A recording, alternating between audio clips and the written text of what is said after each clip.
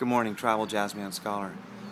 I've talked in previous posts about my fascination with the time feel in music, and in particular my own musical form, jazz, the one that I've played the most.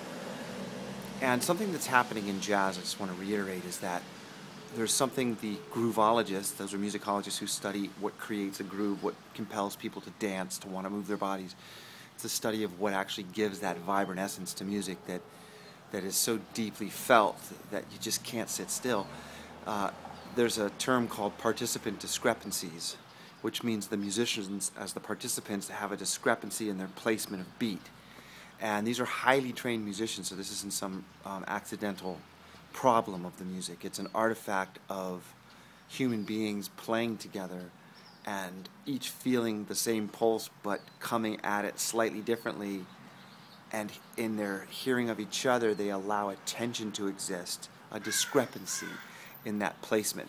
And it's a tension that I described as something analogous to surfing, where you can go straight down the wave and crash into the white water as the wave breaks, or you can go up over the top of the wave.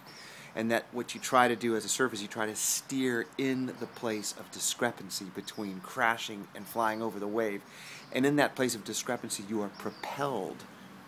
Same thing could be said for sailing. There's a little game in which two somewhat parallel iron bars and a big metal ball, and the iron bars are closed together and the ball can go up a ramp and then drop into a different score hole. And that also is very analogous, creating just enough tension that the ball doesn't pop out and it doesn't drop down, but it stays in this place of tension that moves it up. So in music, it's that intense tension created by time that's apparently responsible for the desire to dance, move, tap your foot, sway your head. And that jazz as an art form is built around this idea of swing, this tension in the time, this participant discrepancy, to quote again the groovologist. Well, I was very sick with a fever many years ago, about 9 years ago. And I was looking out the window. I was lying by the window. The window was open, and there were birds outside. And in my feverish state, I heard two birds chirping, and they were both chirping slightly different rhythms. And one was accelerating and then slowing down, and the other was reacting to it. It was this delirious, delicious experience in which I felt that their time feel, their swing, was better than anything I'd ever heard in jazz.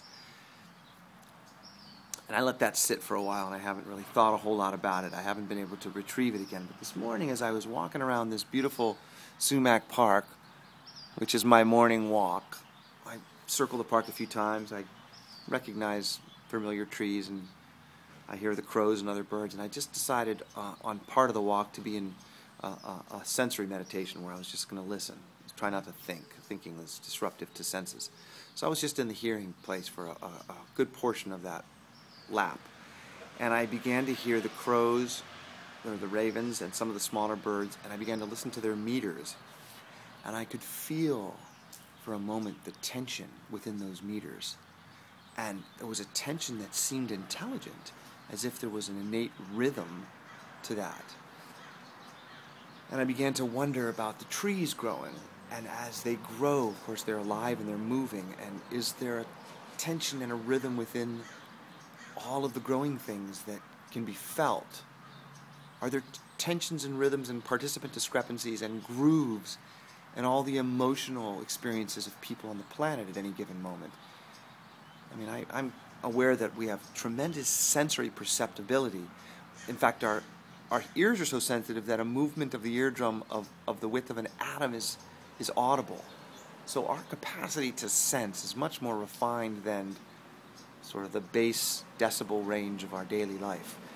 It's a sensitivity that can be honed, and so perhaps there's a symphony of sound in the universe, in the earth, in the trees, the living, growing things, in the movements within humanity, in the daily rhythms and feelings of the masses that create song, sometimes harmonious, sometimes discordant, but very hard to hear and feel without an awareness of it.